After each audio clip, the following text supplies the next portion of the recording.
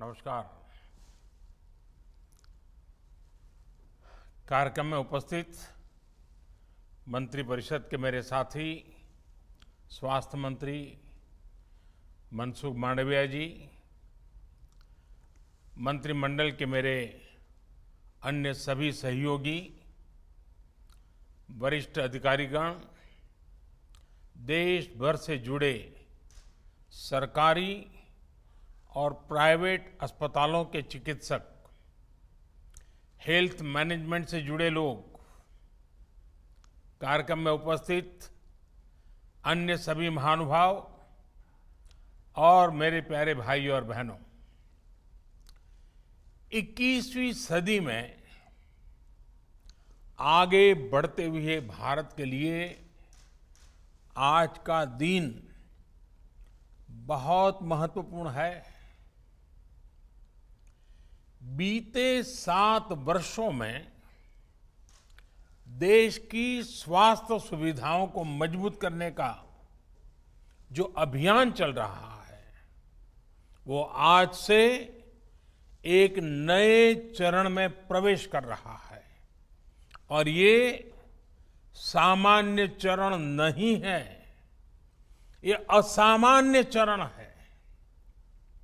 आज एक ऐसे मिशन की शुरुआत हो रही है जिसमें भारत की स्वास्थ्य सुविधाओं में क्रांतिकारी परिवर्तन लाने की बहुत बड़ी ताकत है।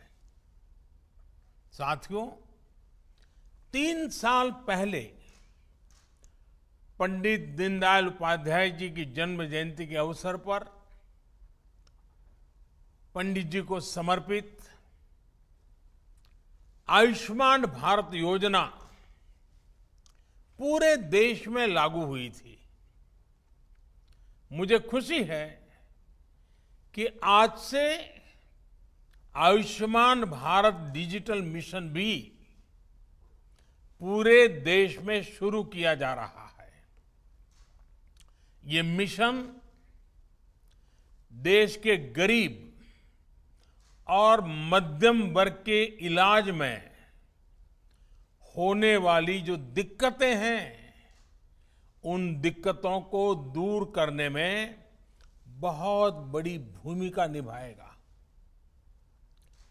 टेक्नोलॉजी के माध्यम से मरीजों को पूरे देश के हजारों अस्पतालों से कनेक्ट करने का जो काम आयुष्मान भारत ने किया है, आज उसे भी विस्तार मिल रहा है, एक मजबूत टेक्नोलॉजी प्लेटफॉर्म मिल रहा है।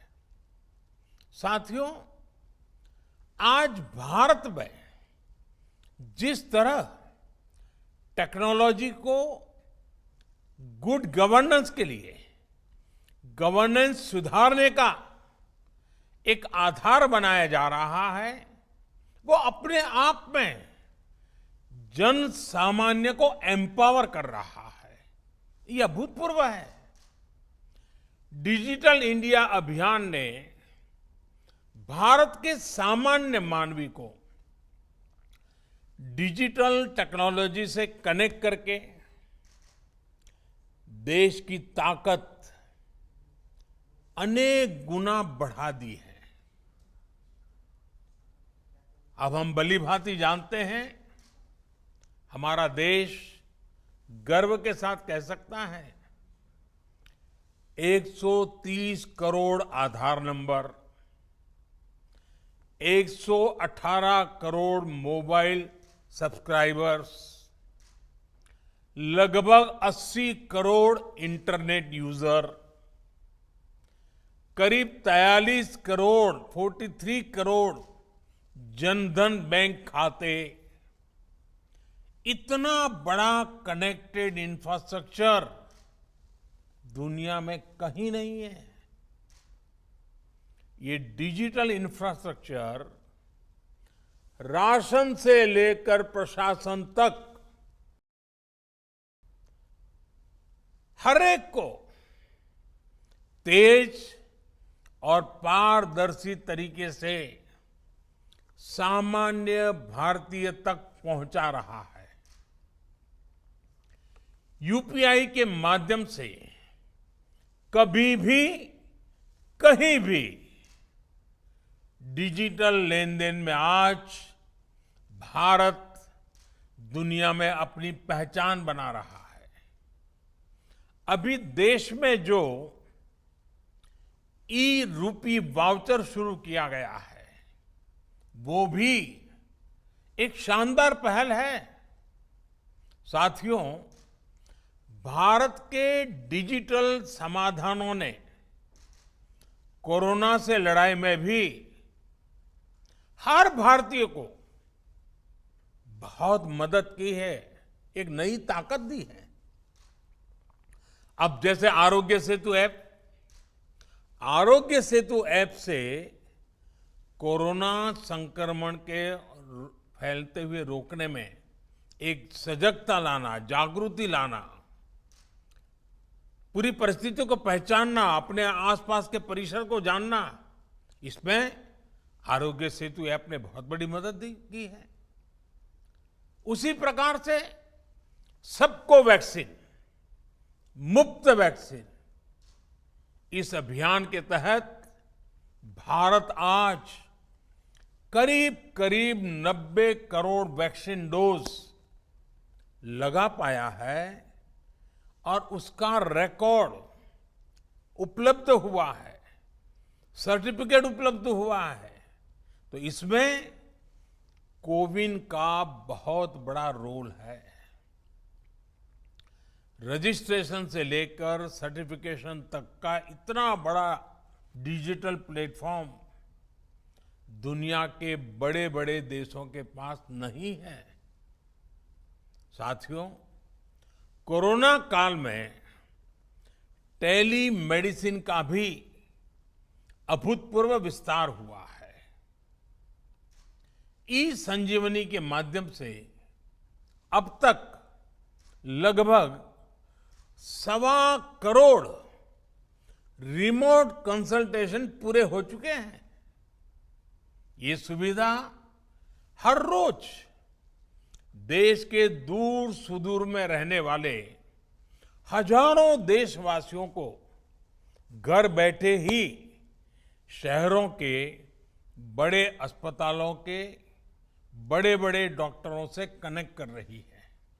जाने माने डॉक्टरों की सेवा आसान हो सकी है। मैं आज इस अवसर पर देश के सभी डॉक्टरों, नर्सेस और मेडिकल स्टाफ का हृदय से बहुत आभार व्यक्त करना चाहता हूं। चाहे वैक्सीनेशन हो, कोरोना के मरीजों का इलाज हो, उनके प्रयास कोरोना से मुकाबले में देश को बड़ी राहत दे पाए हैं, बहुत बड़ी मदद कर पाए हैं। साथियों, आयुष्मान भारत पीएम जय ने गरीब के जीवन की बहुत बड़ी चिंता दूर की है। अभी तक 2 करोड़ से अधिक देशवासियों ने इस योजना के तहत मुफ्त इलाज की सुविधा का लाभ उठाया है और इसमें भी आधी लाभार्थी हमारी माताएं हैं, हमारी बहनें हैं, हमारी बेटियां हैं। ये अपने आप में सुकून देने वाली बात है, मन को संतोष देने वाली बात है। हम सब जानते हैं हमारे परिवारों की स्थिति। सस्ते इलाज के अभाव में सबसे अधिक तकलीफ देश की माताएं बहनें ही उठाती हैं। घर की चिंता, घर के खर्चों की चिंता, घर के दूसरे लोगों की चिंता में हमारी माताएं बहनें अपने ऊपर होने वाले इलाज के खर्च को हमेशा टालती रहती है, लगातार टालने की कोशिश करती है। वो ऐसा ही कहते हैं, नहीं हाँ अब ठीक हो जाएगा, नहीं अब ये तो एक दिन का मामला है, नहीं नहीं, ऐसे ही एक पुड़िया ले लेंगे तो ठीक हो जाएगा। क्योंकि मां का मन है ना, वे दुख झेल लेती है, लेकिन परिवार पर कोई आर्थिक बोझ आने नहीं देती है। साथियों, जिन्होंने आयुष्मान भारत के तहत अभी तक इलाज का लाभ लिया है या फिर जो उपचार करा रहे हैं, उनमें से लाखों ऐसे साथी हैं जो इस योजना से पहले अस्पताल जाने की हिम्मत ही नहीं जुटा पाते थे, टालते रहते थे, वो दर्द सहते थे, जिंदगी की गाड़ी किसी तरह खींचते रहते थे, लेकिन पैसे की कमी की वजह से अस्पताल नहीं जा पाते थे। इस तकलीफ का एहसास ही हमें भीतर तक झकझोर देता है। मैं ऐसे परिवारों से मिला हूं इस कोरोना काल में, और उसके पहले ये आयुष्मान की जब जो लोग सेवाएं लेते थे, कुछ बुजुर्ग ये कहते थे कि मैं इसलिए उपचार नहीं कराता था क्योंकि मैं अपने संतानों पर कोई कर्ज छोड़ करके जाना नहीं चाहता था। कुछ सहन कर लेंगे, हो सकता है जल्दी जाना पड़े, ईश्वर बुलाने तो चले जाएंगे, लेकिन बच्चों पर, संतानों पर कोई आर्थिक कर्ज छोड़ करके नहीं जाना है, इसलिए उपचार नहीं कराते थे। और यहां इस कार्यक्रम में उपस्थित हमसे ज्यादातर ने अपने परिवार में, अपने आसपास ऐसे अनेकों लोगों को देखा होगा। हमसे ज्यादातर लोग इसी तरह की चिंताओं से खुद भी गुजरे हैं। साथियों, अभी तो कोरोना काल है, लेकिन उससे पहले मैं देश में जब भी प्रवास करता था, राज्यों में जाता था, तो मेरा प्रयास रहता था कि आयुष्मान भारत के लाभार्थियों से मैं जरूर मिलूं। मैं उनसे मिलता था, उनसे बातें करता था, उनके दर्द, उनके अनुभव, उनके सुझाव मैं उनसे सीधा लेता था। ये बात वैसे मीडिया में या और सार्वजनिक रूप से ज्यादा चर्चा में नहीं आई, लेकिन मैंने इसको अपना नित्य क्रम बना दिया था।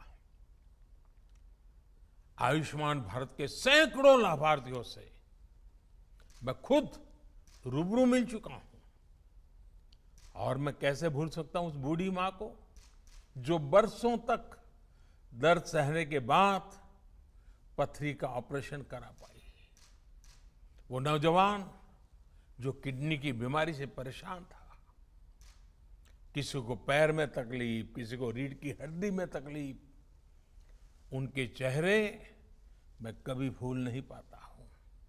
आज आयुष्मान भारत ऐसे सभी लोगों के लिए बहुत बड़ा संबल बनी है। थोड़ी देर पहले जो फिल्म यहां दिखाई गई, जो कॉफी टेबल बुक लॉन्च की गई, उसमें खास करके उन माताओं बहनों की चर्चा विस्तार से की गई है। बीते 3 सालों में जो हजारों करोड़ रुपए सरकार ने वहन किए हैं, उससे लाखों परिवार गरीबी के कुचक्र में फंसने से बचे हैं। कोई गरीब रहना नहीं चाहता है। कड़ी मेहनत करके गरीबी से बाहर निकलने के लिए हर कोई कोशिश करता है, अवसर तलाशता है। कभी तो लगता है कि हाँ बस अब कुछ ही समय में गरीबी से बाहर आ जाएगा, और अचानक परिवार में एक बीमारी आ जाए तो सारी मेहनत मिट्टी में मिल जाती है।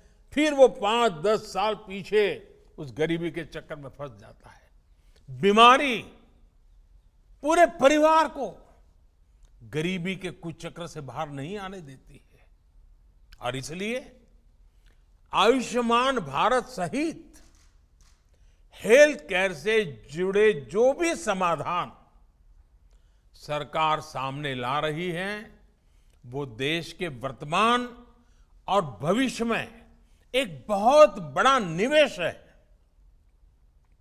भाइयों और बहनों, आयुष्मान भारत डिजिटल मिशन अस्पतालों में प्रक्रियाओं को सरल बनाने के साथ ही ईज ऑफ लिविंग भी बढ़ाएगा। वर्तमान में अस्पतालों में टेक्नोलॉजी का जो इस्तेमाल होता है, वो फिलहाल सिर्फ एक ही अस्पताल तक या एक ही ग्रुप तक सीमित रहता है। नए अस्पताल या नए शहर में जब मरीज जाता है तो उसको फिर से उसी प्रक्रिया से गुजरना पड़ता है। डिजिटल हेल्थ रिकॉर्ड्स के अभाव में उसको सालों साल से चली आ रही फाइलें लेकर चलना पड़ता है। इमरजेंसी की स्थिति में तो ये भी संभव नहीं होता है। इससे मरीज और डॉक्टर दोनों का बहुत सा समय भी बर्बाद होता है, परेशानी भी ज्यादा होती है और इलाज का खर्च भी बहुत अधिक बढ़ जाता है। हम अक्सर देखते हैं कि बहुत से लोगों के पास अस्पताल जाते समय उनका मेडिकल रिकॉर्ड ही नहीं होता। ऐसे में जो डॉक्टरी जो परामर्श होता है, जांच होती है, वो उसको बिल्कुल जीरो से शुरू करनी पड़ती है, नए सिरे से शुरू करनी पड़ती है।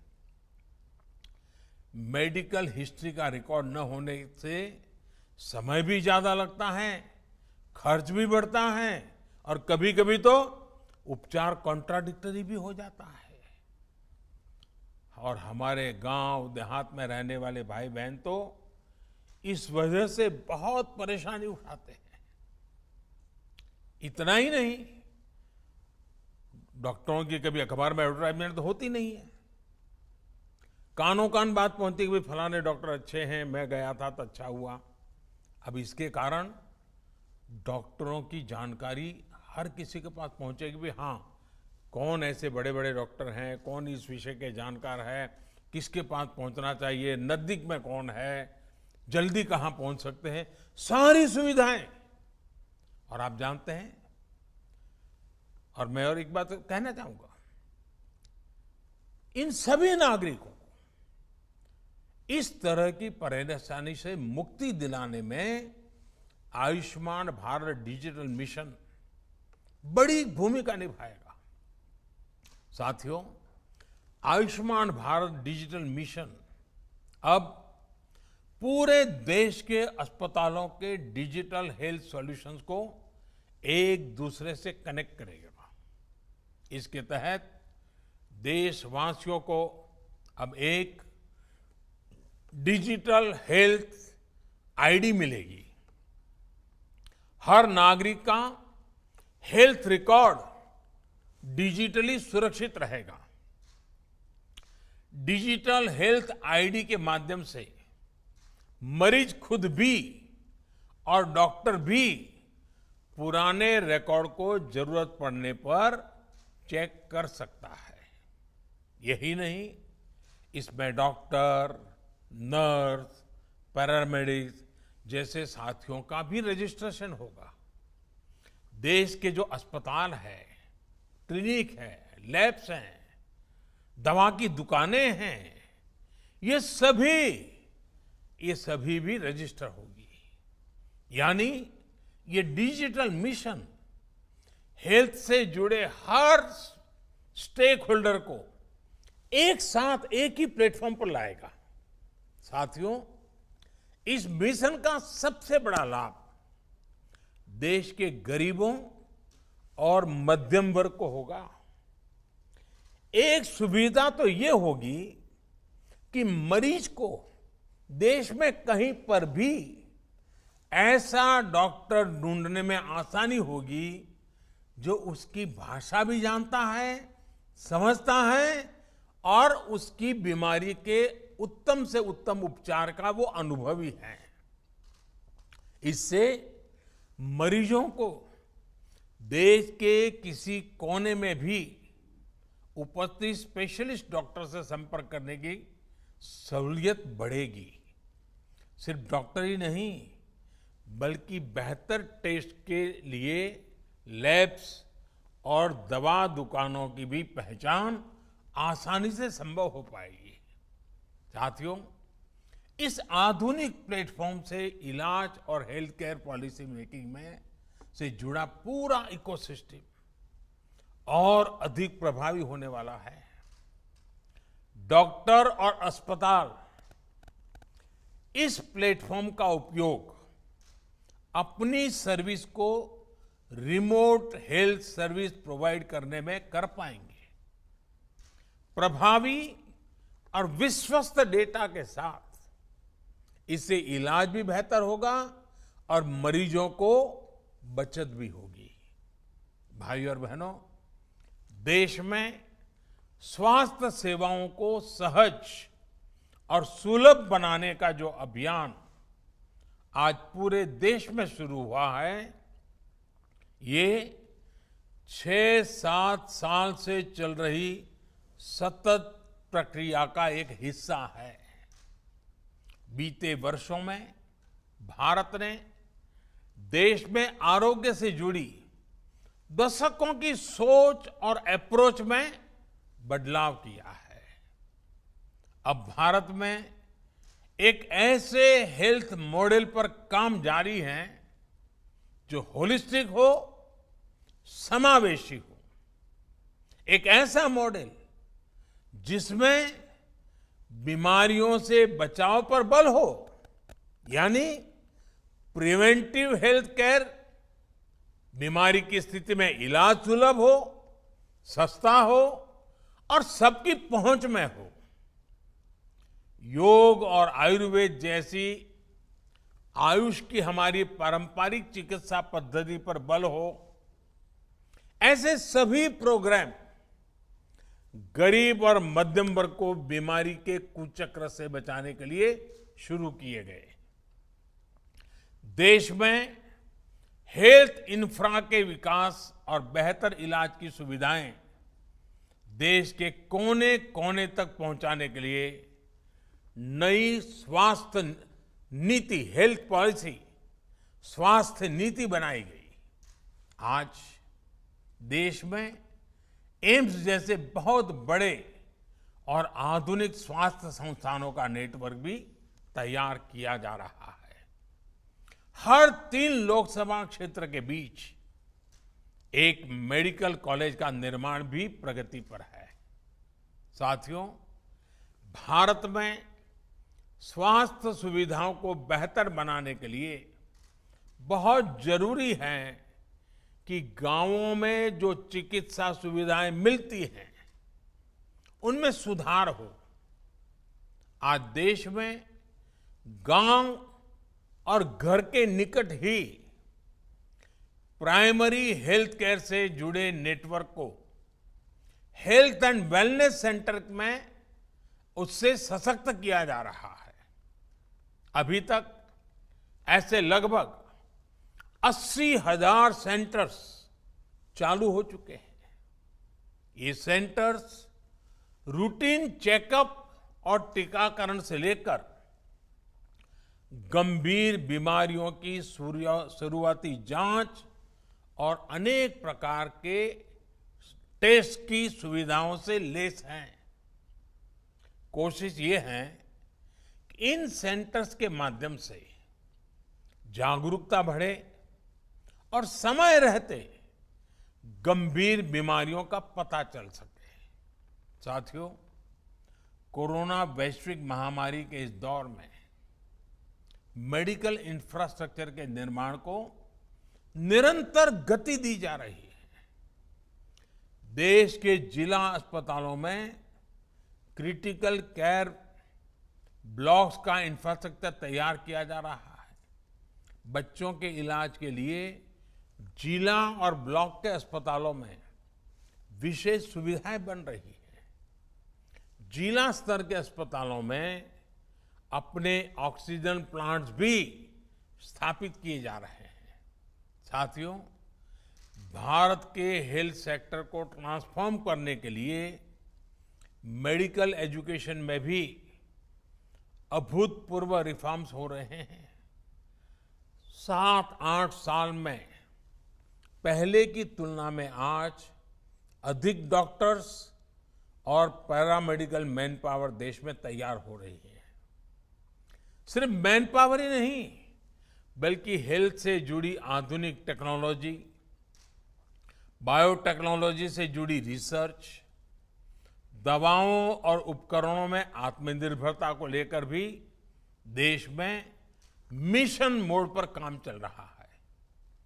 कोरोना की वैक्सीन के डेवलपमेंट और मैन्युफैक्चरिंग में भारत ने जिस तरह अपना सामर्थ्य दिखाया है, वो हमें गर्व से भर देता है। स्वास्थ्य उपकरणों और दवाओं के कच्चे माल के लिए पीएलआई स्कीम से भी इस क्षेत्र में आत्मनिर्भर भारत अभियान को बहुत ताकत मिल रही है। साथियों, बेहतर मेडिकल सिस्टम के साथ ही ये भी जरूरी है कि गरीब और मध्यम वर्ग का दवाओं पर कम से कम खर्च हो। इसलिए केंद्र सरकार ने जरूरी दवाओं, सर्जरी के सामान, डायलिसिस जैसी अनेक सेवाओं और सामान को सस्ता रखा है। भारत में ही बनने वाली दुनिया की श्रेष्ठ जेनरिक दवाओं को इलाज में ज्यादा से ज्यादा उपयोग में लाने के लिए प्रोत्साहन दिया गया है। 8,000 से ज्यादा जन औषधि केंद्रों ने तो गरीब और मध्यम वर्ग को बहुत बड़ी राहत दी है। और मैं जन औषधि केंद्र से जो दवाइयां लेते हैं, ऐसे मरीजों से भी पिछले दिनों मुझे कई बार बात करने का मौका मिला और मैंने देखा है कुछ परिवार ऐसे उनको डेली कुछ दवाइयां लेनी पड़ती हैं, कुछ उम्र में कुछ बीमारियों के कारण। इस जनऔषधि केंद्र के कारण ऐसे मध्यम वर्गीय परिवार के 1,000, 1,500, 2,000 रुपया हर महीना बच रहा है। साथियों, एक संयोग ये भी है कि आज का ये कार्यक्रम वर्ल्ड टूरिज्म डे पर आयोजित हो रहा है। कुछ लोग सोच सकते हैं कि हेल्थ केयर के प्रोग्राम का टूरिज्म से क्या लेना देना, लेकिन हेल्थ का टूरिज्म के साथ एक बड़ा मजबूत रिश्ता है, क्योंकि जब हमारा हेल्थ इंफ्रास्ट्रक्चर इंटीग्रेटेड होता है, मजबूत होता है, तो उसका एक सकारात्मक प्रभाव टूरिज्म सेक्टर पर भी पड़ता है। क्या कोई टूरिस्ट ऐसी जगह जाना चाहेगा जहां किसी इमरजेंसी में इलाज की बेहतर सुविधा ही न हो? और कोरोना के बाद से तो अब ये और भी महत्वपूर्ण हो गया है। जहां वैक्सीनेशन जितना ज्यादा होगा, टूरिस्ट वहां जाने में उतना ही सेफ महसूस करेंगे।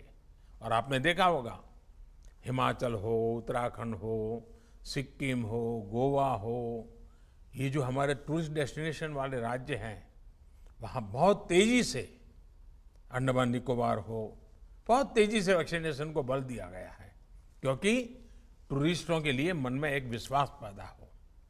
आने वाले वर्षों में ये बात निश्चित है कि सारे फैक्टर और भी मजबूत होंगे। जिन जिन जगहों पर हेल्थ इंफ्रा बेहतर होगा, वहां टूरिज्म की संभावनाएं और ज्यादा बेहतर होगी। यानी हॉस्पिटल और हॉस्पिटैलिटी और एक दूसरे के साथ मिलकर चलेंगे। साथियों, आज दुनिया का भरोसा भारत के डॉक्टर्स और हेल्थ सिस्टम पर लगातार बढ़ रहा है। विश्व में हमारे देश के डॉक्टरों ने बहुत इज्जत कमाई है, भारत का नाम ऊंचा किया है। दुनिया के बड़े बड़े लोगों के साथ आप पूछोगे तो कहेंगे हाँ, मेरा एक डॉक्टर तो हिंदुस्तानी है। यानी भारत के डॉक्टरों की नामना है। भारत के इंफ्रास्ट्रक्चर अगर मिल जाए तो दुनिया से हेल्थ के लिए भारत आने वालों की संख्या बढ़नी ही बढ़नी है। इंफ्रास्ट्रक्चर की कई मर्यादाओं के बीच भी लोग भारत में ट्रीटमेंट कराने के लिए आते हैं और उसकी कभी तो बड़ी इमोशनल कथाएं हमें सुनने को मिलती। छोटे छोटे बच्चे हमारे अड़ोस पड़ोस के देशों से भी जब यहाँ आते हैं, स्वस्थ होकर के जाते हैं, पूरा परिवार खुश, उस देश में भी खुशियां फैल जाती है। साथियों, हमारे vaccination programme, CoWIN technology platform और फार्मा सेक्टर ने हेल्थ सेक्टर में भारत की प्रतिष्ठा को और बढ़ाया है। जब आयुष्मान भारत डिजिटल मिशन द्वारा टेक्नोलॉजी की नई व्यवस्थाएं विकसित होगी तो दुनिया के किसी भी देश के मरीज को भारत के डॉक्टरों से कंसल्ट करने, इलाज करने, अपनी रिपोर्ट उन्हें भेजकर परामर्श लेने में बहुत आसानी हो जाएगी। निश्चित तौर पर इसका प्रभाव हेल्थ टूरिज्म पर भी पड़ेगा। साथियों, स्वस्थ भारत का मार्ग आजादी के अमृत काल में भारत के बड़े संकल्पों को सिद्ध करने में, बड़े सपनों को साकार करने के लिए बहुत जरूरी है। इसके लिए हमें मिलकर अपने प्रयास जारी रखने होंगे। मुझे विश्वास है चिकित्सा क्षेत्र से जुड़े सभी व्यक्ति, हमारे डॉक्टर्स, पैरामेडिक्स, चिकित्सा संस्थान इस नई व्यवस्था को तेजी से आत्मसात करेंगे। एक बार फिर आयुष्मान भारत डिजिटल मिशन के लिए मैं देश को बहुत बहुत शुभकामनाएं देता हूं। बहुत बहुत धन्यवाद।